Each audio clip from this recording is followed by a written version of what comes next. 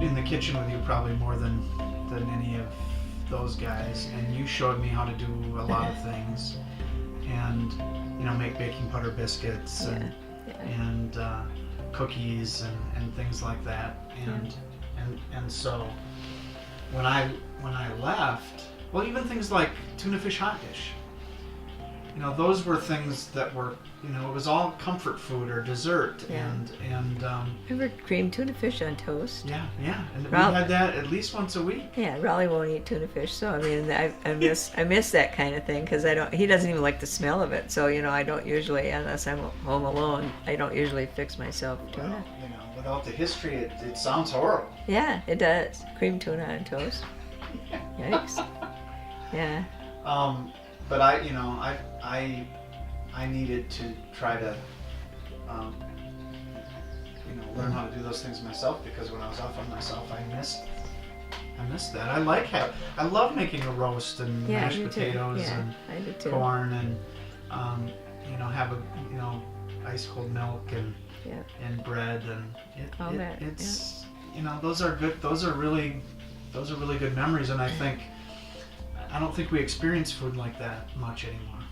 He had great food. And you learned stuff from both of them. Oh yeah, probably even maybe more from Cora than my mom. Because my mother was a little bit like me, where no, not at all like me, but she didn't want to get a mess in the kitchen. Mm-hmm. Well, even today when I bake and cook, I clean it all up after I get it all ready, but I do have, I don't pick everything up immediately, and she did, and she didn't like the way I was fixing things, and often she'd say, I'll do it, instead. She didn't really work on teaching me as much as Cora did. Cora was much more apt to say, now come on over here and I'll show you how to do this. And things like blood dumplings, for instance. I remember her teaching me how to do that. Krug, right? Is that what it's called? Krug, yeah. And, at first it turned my stomach, but, she had, a quart of blood she starts with. And then, that isn't very appetizing. And then she had this big crock that she'd have boiling water, and she'd make dumplings. So she'd drop the dumplings into the water, and they'd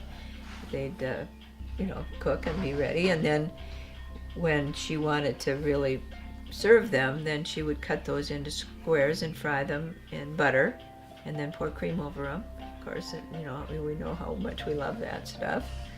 And so she taught me how to do that. I didn't end up doing it very often because it was so easy to go down to Waldo's grocery store and buy Krug already made, and all we need to do is fry it in butter and put the cream on it. So, and it wasn't very fun to make that. It was icky. But gosh, it was good. I loved it. And of course, I learned to make lefse from my mother, actually. And no, I haven't made lefse for years. I don't know. I just don't have the desire to do it. And I just did, I just love it that you do it. And your lefse was great at Christmas time. That was just such a good treat. It was fun, wasn't it? Yeah, it was.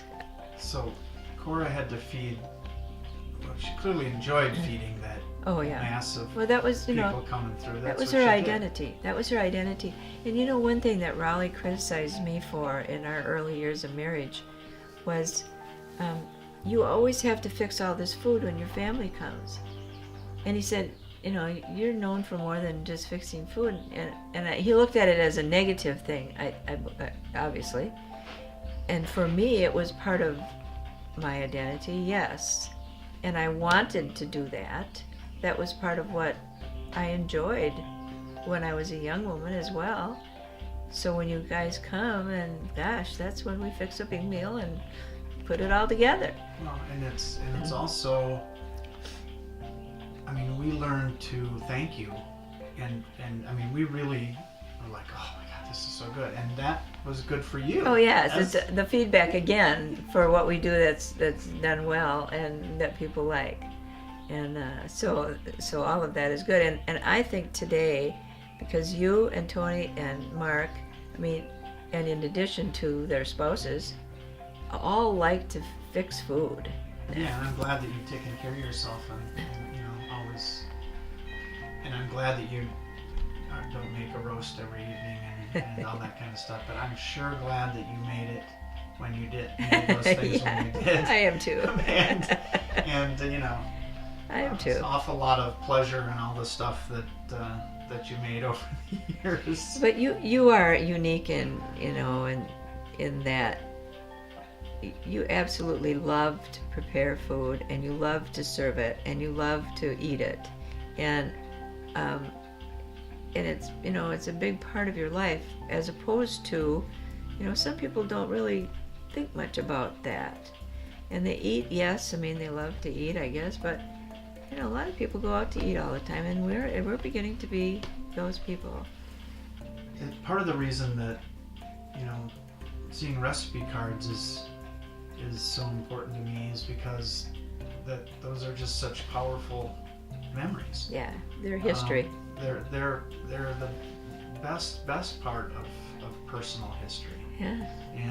But see, how many people would think about that though, Todd? You need to tell us that story. That's a whole story in itself. Well, it sure is. But I think most families, at least where we came from, and families like Deb's family that that had Italian heritage, really had that same sort of thing, I think. Oh yes. And to preserve that is so meaningful. And it's like there's a Wrongstead Facebook page, and I would post some Cora recipes and stuff, and everybody go, "Oh, I remember that." We all remember, and all those cousins, they're all like that. They all remember, and they all have that memory. And see, that's really important to know from my perspective, because I don't know that, because those cousins, as soon as they were growing up, I was gone, and I really wasn't part of the family anymore, which is really a sad thing. I mean, I love those people, and yes, a few of us connected here and there, but that's a really tough thing. Yeah, it was a really neat extended family that and that was where I first, as a very young person, came up with my belief that I wanted to have like 9 kids, because I really saw how the gathering of all those people was really a beautiful thing, and to have cousins wrestling and it's funny because when I talk to Dad about it, he always says, well, I wasn't really very close with my siblings. We don't like call each other up and like how you doing and stuff. That's true, but they gathered and they communicated, and they saw each other regularly, and to me that was just really great. Yeah, it was great, and we looked forward to going to Grandma Cora's for the next event.